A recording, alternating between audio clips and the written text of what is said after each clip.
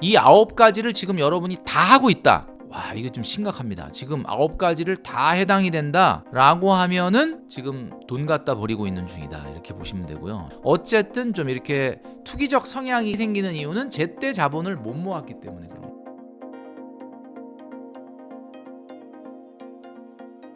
안녕하세요. 인터뷰 진행을 맡은 카프카입니다.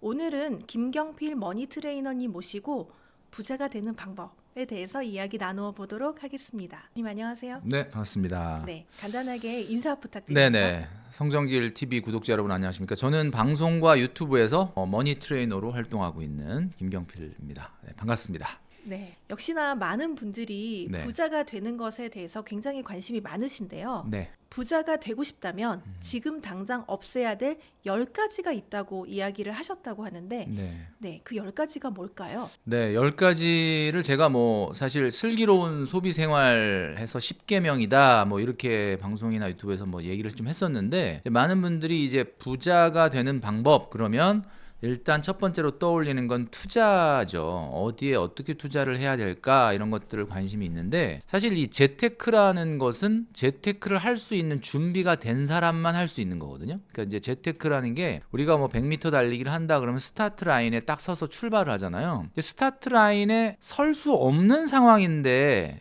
무슨 우리가 재테크를 할 수 있는 건 아니거든요. 가장 기본이 뭐냐면 일단 기본적으로 어느 정도 자본이 있어야 돼요. 많은 분들이 막 다 재테크에 관심을 갖는데 과연 자본이 얼마나 있느냐 이렇게 물어보면은 거의 없어요. 특히 이제 젊은 2030뿐만 아니라 은퇴를 앞둔 5060 이런 분들조차도 여윳돈 자체가 전혀 없는데 자꾸 너무 과몰입을 재테크에 하는 경우가 있다. 사실 준비가 안 된 상태에서 이 재테크를 생각한다고 해서 이게 성공하는 게 아니거든요. 그러면 왜 우리는 자본이 이렇게 여윳돈이 없을까 이렇게 생각을 해보면 기본적으로 돈을 모으는 습관이 안 돼 있는 거. 그다음에 두 번째는 내가 평상시에 생활하는 소비 습관이 잘못돼 있는 거. 이거거든요. 그래서 제가 이 10가지라는 것을 얘기할 때 평상시에 우리 카프카 님도 뭐 또 우리 시청하시는 많은 분들도 저 정도는 다 하는 거 아니야? 라고 생각하는데 사실은 조금 잘못된 소비가 10가지가 있다. 그래서 그 10가지를 없앨 수 있는 태도가 돼야만 자본이 쌓일 거고 그래야 그 다음에 비로소 재테크를 할 수 있다.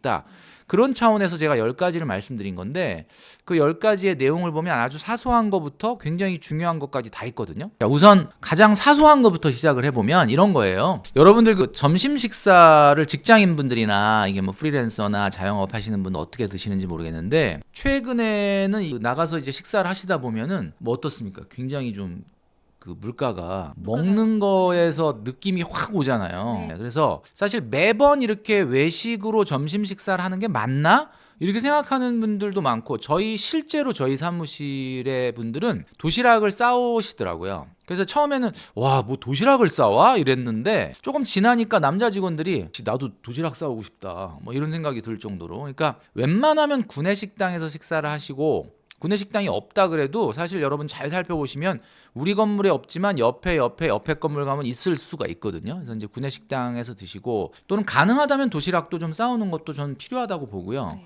그래서 이제 점심 회식이 일주일에 한 번, 두 번 정도는 괜찮은데 그냥 뭐 아침이고 점심이고 저녁이고 그냥 계속 사 먹는 습관은 사실 좀 안 된다라는 거거든요. 요즘 같은 고물가 시대에. 그다음에 이제 또 하나는 뭐냐면 여러분 커피 있잖아요. 커피. 네. 카프카 님도 커피 좋아하세요? 그렇게 좋아하진 않습니다. 아우 다행이네. 저도 그렇습니다. 저도 뭐 하루에 한 잔 이상은 못 먹는 사람인데 커피를 이렇게 노상 이렇게 달고 사시는 분들이 있잖아요. 직장인들 같은 경우 아침에 이렇게 출근하시면서 그 커피 테이크아웃 하는 건 기본적인 문화입니다. 뭐 저도 가끔 하고요. 근데 이제 뭐가 문제냐면 이제 아침에 그렇게 테이크아웃을 했으면 점심이나 뭐 오후에는 그냥 그 커피를 계속 마시던지 아니면 탕비실을 이용하면 되는데 굳이 또 점심시간에 식사하고 나서 또 그냥 테이크아웃하고 3시에 또 졸리다고 테이크아웃하고 근데 뭐 이게 보면 저가 커피도 아니야. 뭐 별다방, 콩다방 이런 데서 먹으면 하루에 커피값이 뭐 2만 원, 3만 원 나올 수도 있고요. 그리고 이제 우리가 말이 나온 김에 별다방이 굉장히 대중화되긴 했는데 어쨌든 저가 커피보단 비싸지 않습니까? 그러니까 테이크아웃은 하지 말자. 그러니까 우리가 저도 뭐 별다방 자주 가는데 이제 주로 무슨 작업을 할 일이 있거나 뭐 누굴 만나거나 이럴 때 공간을 빌리는 비용을 받는 게 별다방이기 때문에 이걸 커피를 테이크아웃 하는 것은 좀 아니지 않을까. 않을까 이런 생각을 하고요. 그다음에 이제 또 하나는 택시입니다. 택시. 네. 예, 택시인데 택시가 이게 사실 6,000원, 7,000원, 8,000원 이렇게 요금이 나오는 거는 타셔도 돼요. 그건 어쩔 수 없는 상황이니까. 근데 4,800원, 4,800원, 4,800원 이렇게 만약에 요금이 찍히는 거를 타신다는 거는 벌써 여러분들이 마음속에 택시 타는 거에 대한 마음의 불편함이 없다. 왜냐하면 내가 모범을 타는 것도 아니고 뭐 장거리 타는 것도 아닌데 뭐 요즘 버스값도 1,500원이잖아요. 서울은. 그러니까 뭐 그런 것 따지면 이게 뭐 그렇게 대단한 사치 아니지 않느냐 이렇게 생각하는데 사실 이게 1.5km거든요. 1.5km 이내에서 내렸다는 뜻이에요. 기본 요금이. 그러면 1.5km면 서울 같은 경우는 지하철 한 정거장 정도거나 아니면 한 정거장 반 정도인데 이런 것들부터 조금 우리가 좀 막아야 된다. 지금 세 가지 얘기했습니다. 세 가지에 벌써 난 다 해당되네? 이러면 이게 사실은 모르긴 몰라도 돈이 새고 있는 거다 이렇게 보시면 돼요. 그리고 또 하나는 여러분 그 카카오톡 같은 데로 선물 같은 거 많이 보내시죠. 네. 이 선물 같은 거 보내는 게 이제 우리가 보통 이벤트 비용이라고 하는데 이벤트 비용은 여러분들 월 소득의 3% 넘어가면 안 됩니다. 그러면 만약에 월급이 300이다 그러면 얼마예요? 한 10만 원? 9만 원, 10만 원 이 정도죠. 그 정도로 예산을 만들어 놓고 써야 되는데 지금 대한민국은 이게 무슨 선물 지옥이야. 계속 주고 또 받고 주고 받고 그래서 여러분 아시겠지만 가장 많이 주고받는 게 이제 스타벅스 상품권. 저도 카카오톡으로 좀 많이 날라오는데 제가 많이 줬으니까 날라왔겠지만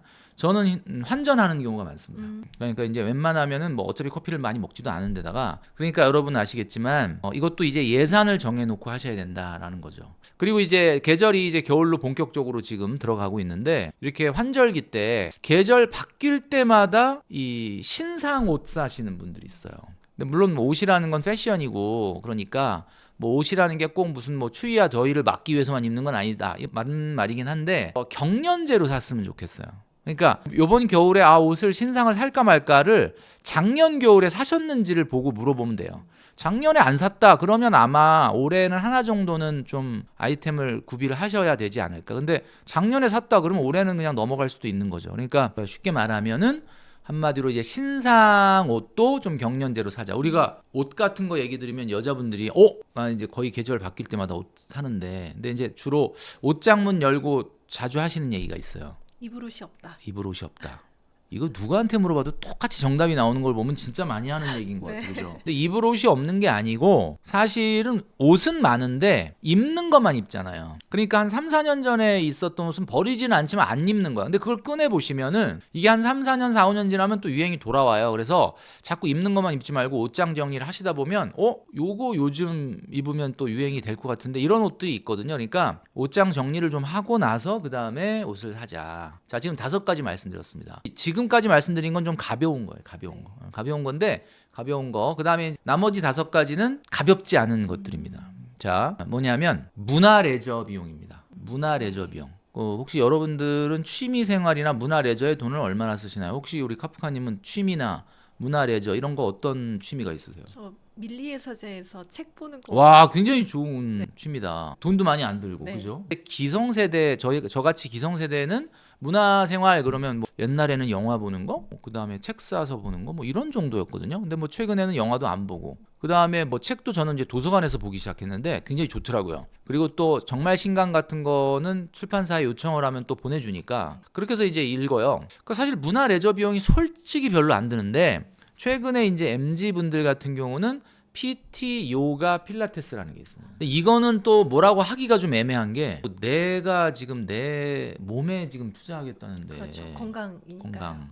또 할 말이 없다라고 볼 수 있는데 이거 굳이 근데 꼭 그렇게 PT, 요가, 필라테스에 돈을 그냥 쏟아부으면서 운동을 해야 되냐? 그건 또 아닐 수 있거든요. 그래서 여러분 월 소득의 문화 레저 비용은 10% 넘어가면 안 됩니다. 10%. 자, 그러면 골프 하시는 분들 잘 들으세요. 골프는 문화 레저 비용인데 골프를 열심히 레슨을 한다. 연습을 한다. 그러면 이거 베테랑은 아니고 비기너예요. 네. 어쨌든 내가 10년이 됐든 20년이 됐든 연습을 한다. 이러면 이거는 베테랑은 아니고 비기너인데 비기너들이 평균적으로 얼마 정도 한 달에 쓰느냐. 스크린 골프 치고 연습하고 또 내기하고 필드 나가고 뭐 옷도 좀 사고 장비도 구비하고 이러면 이제 월 평균 95만 원 정도 든대요. 그 이제 심짱 골프님이라고 골프 유튜버님이 말씀하신 거 보니까 95만 원. 그럼 그 얘기는 무슨 얘기냐면 10% 이내에서 문화 레저가 해결이 돼야 된다. 그러면 소득이 950만 원이 안 되면 안 치면 안 된다는 뜻이에요. 950만 원이 되신 분들만 치십시오.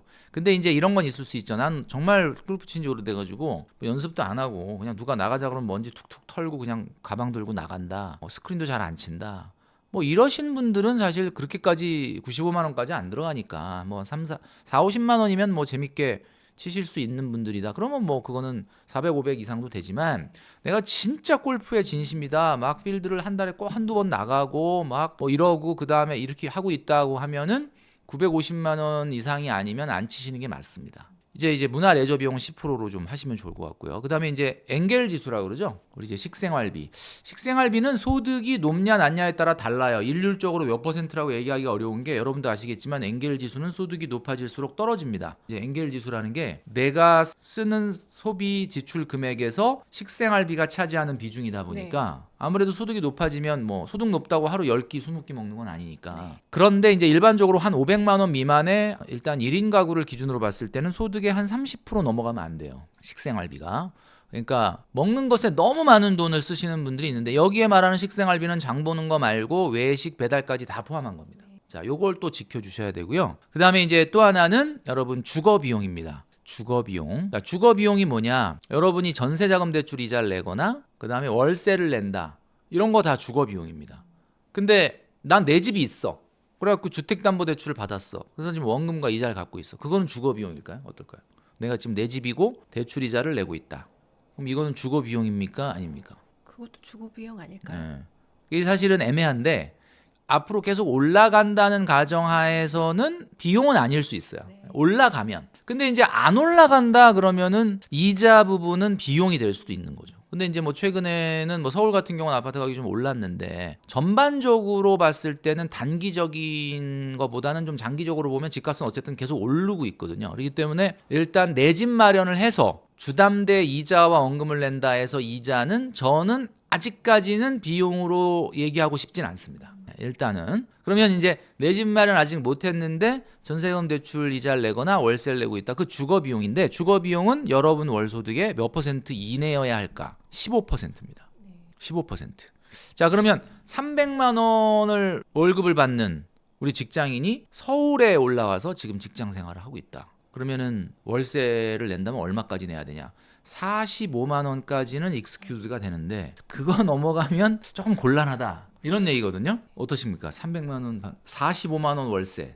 45만 원 월세가 현실적으로 좀 너무 빡빡하죠. 빡빡하죠. 그러면 어떻게 해야 되냐? 다른 소득을 높여서 내가 월세를 더 낼 수 있는 컨디션이 돼야 되지만 그게 당장 안 된다고 하면은 45만 원으로 안 된다 그러면 더 멀리 이사 가야죠. 그러니까 이제 이게 왜 그러냐면은 여러분들이 한번 생각해 보시면 300만 원을 버는 사람이 한 60, 70을 월세를 낸다. 60, 70을 내는 것 때문에 조금 직장도 가까워지고 조금 편리하다. 뭐 1시간도 안 걸리게 뭐 한 4, 50분, 3, 40분이면 출퇴근한다. 그러면 일단 당장은 편한데 몸은 편해요. 근데 이렇게 가만히 어느 날 누워서 이렇게 생각해 보면 내가 지금 300만 원 버는데 그 20%를 넘게 그냥 집주인한테 그냥 드리면 과연 이게 앞으로 미래가 뭔가 좀 어떻게 될까 이런 고민이 생길 텐데 당장 몸은 편한데 마음이 슬슬 불편해질 거예요. 아마 안 불편해진다고요? 그럼 안 불편해지는 것도 좀 희한한데 불편합니다. 이게 몸과 마음이 좀 불편하겠죠. 몸은 좀 편하지만 그러니까 저는 이렇게 생각을 해요. 몸을 조금 불편하게 하더라도 마음을 편하게 해라. 그러니까 조금 더 멀리 이사 가시는 게 맞아요. 왜냐하면은 조금 더 멀리 이사 가서 세이브된 돈을 내가 그냥 배달 음식 더 시켜 먹겠다 이게 아니라 그걸 조금 더 미래를 위해서 세이브하시면은 그러니까 사람마다 미래에 대한 어떤 불안이 높은 사람이 있고 낮은 사람이 있거든요. 이거는 그냥 사실 캐릭터가 아니라 기질이에요. 기질. 타고난 어떤 네이처예요. 그러니까 천성이 그렇다 그럴까? 그게 이제 정신건강의학적으로 봤을 때는 그러니까 불안 정도가 높은 분이 있어요. 그러니까 뭔가 이렇게 불확실한 상황을 잘 용인을 못하는 사람이 제가 그런 스타일이거든요. 그러니까 여러분들 혹시 그냥 막 뭐가 정해지지 않고 막 불안한데 그냥 몰라 다 내일 결정해 그러고 자는 사람이 있고 그게 빨리 해결이 안 되면은 난 잠이 안 온다 이런 사람이 있는데 제가 말씀드린 15%가 넘지 않는 게 맞을 겁니다.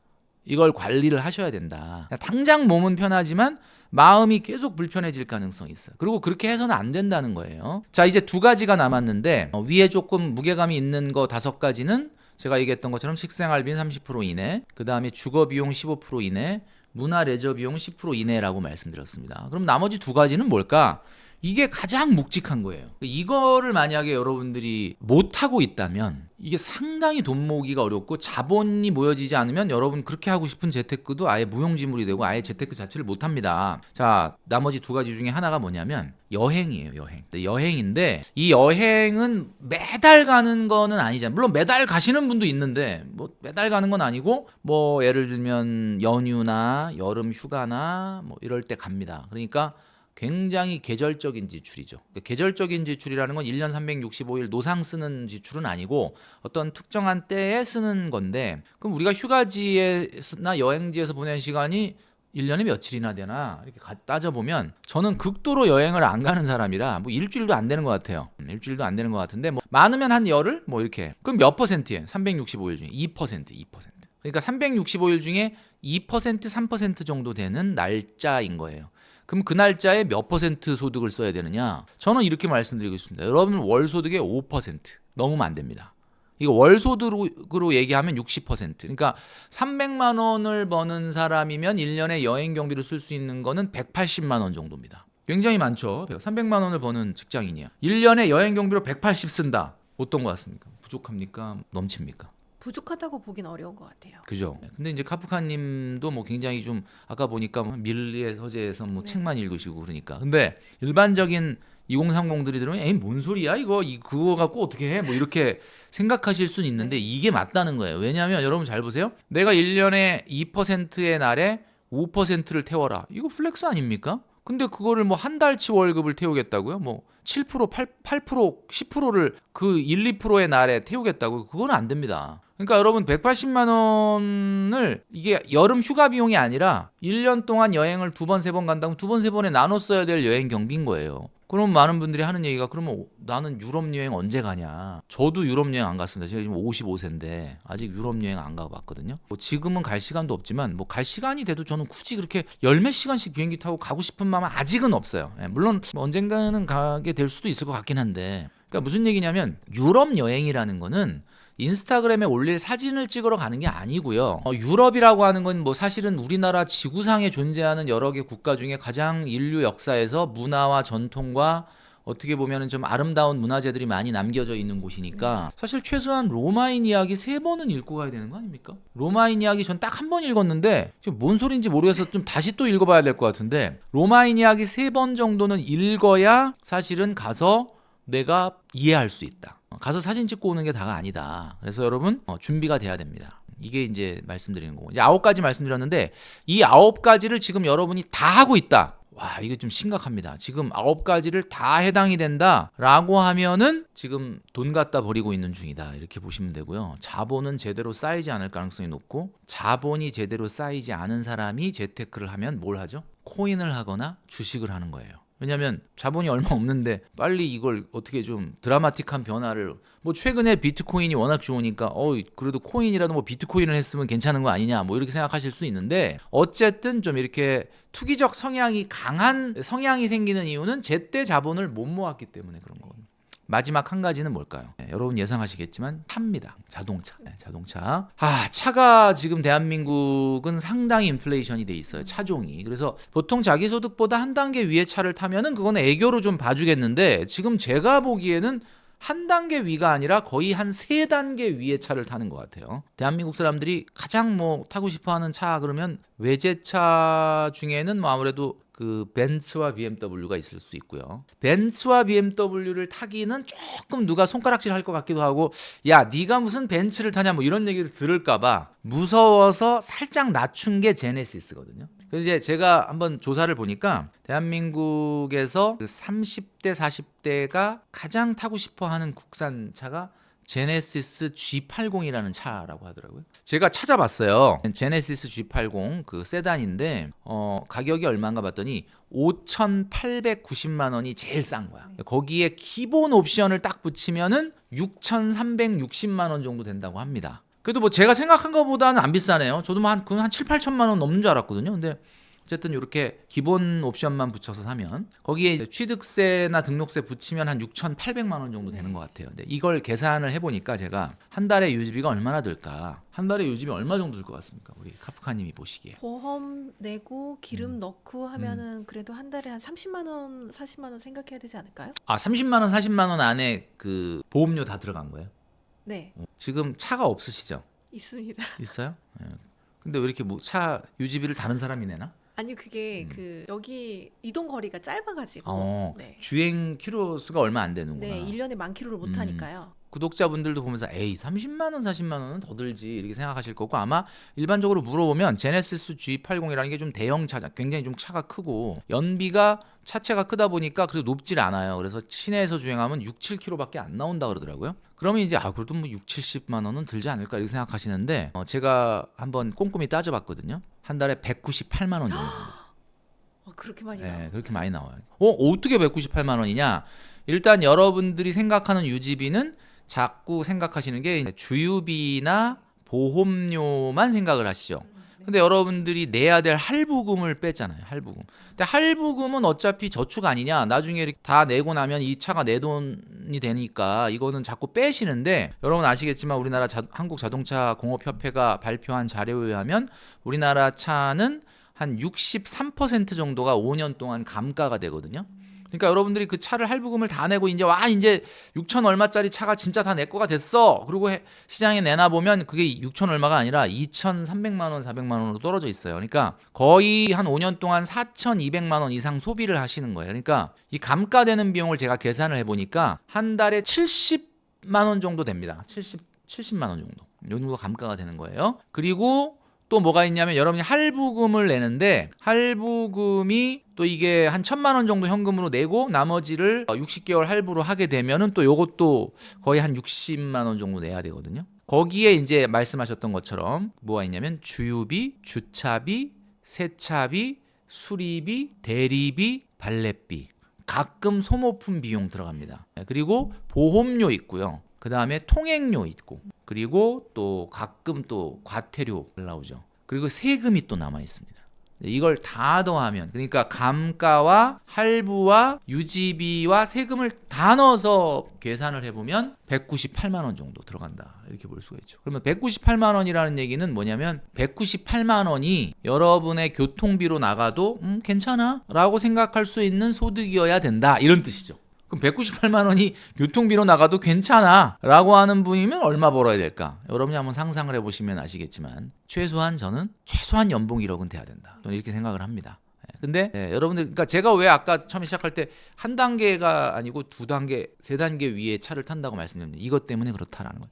자, 지금 제가 10가지를 아주 한참 동안 장황하게 말씀드렸는데 이 10가지 나 큰일 났네. 난 이제 집도 지금 뭐 15% 이상 월세를 내고 있고 차도 뭐 너무 어마어마하게 비싼 차를 타고 있구나. 내 소득의 6개월 이상 되는 차를 타면 안 됩니다. 내 소득의 6개월 이상 되는 차를 그 내용을 좀 얘기 안 했기 때문에 제가 다시 그러니까 한마디로 차는 내 소득의 6개월 이상 되는 차가 되면 아무래도 과소비가 된다. 이 10가지를 여러분 다 안 할 수 있는 용기가 필요하다.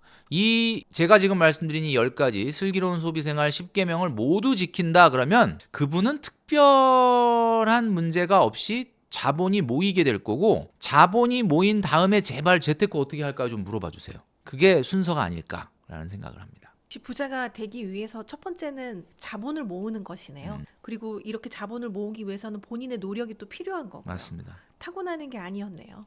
노력이 필요하다.